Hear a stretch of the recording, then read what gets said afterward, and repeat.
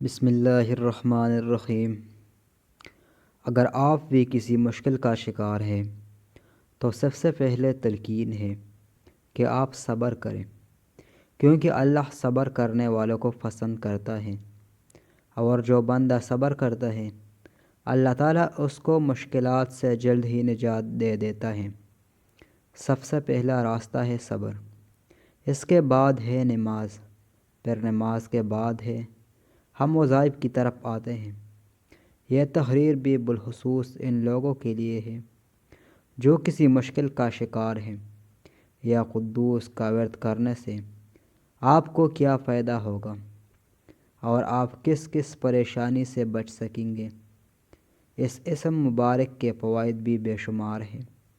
اگر آپ چاہتے ہیں کہ آپ کو اس وظیفے کا پورا فائدہ ہو تو اس تحریر کو ضرور مکمل پڑھیے گا، تاکہ آپ وظیفہ مکمل طور پر جان سکیں اور کر سکیں، کیونکہ اگر ایک چھوٹا سا کام بھی رہ جائے تو وظیفہ پوری طرح اثر نہیں کر سکتا۔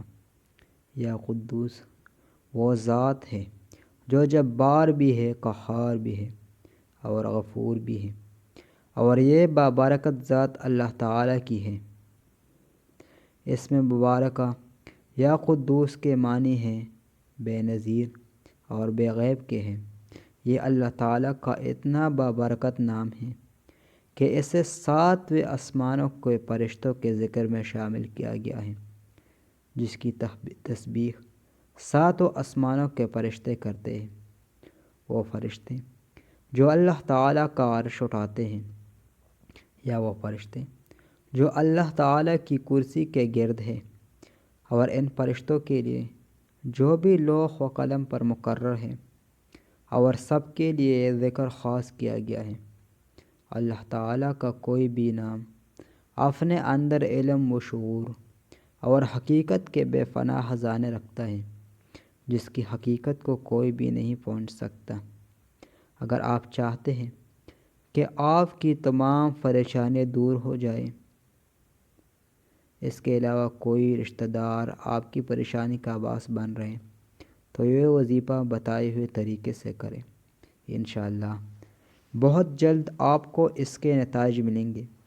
اگر کوئی شخص کسی موذی مرض میں مبتلا ہے، چاہے وہ بیماری لا علاج ہو، مثلا بلڈ پریشر، کینسر، شوگر، یا پھر دنیا کی کوئی بھی بیماری ہو،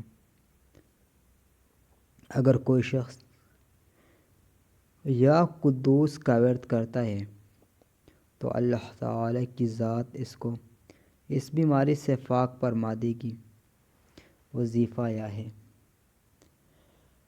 کہ یا قدوس کا ورد روزانہ 313 مرتبہ کیجیے، اور اول و آخر درود ابراہیمی پڑھا کریں، اور پھر مقاصد کے حصول کے لیے اللہ تعالیٰ سے دعا مانگیں گے۔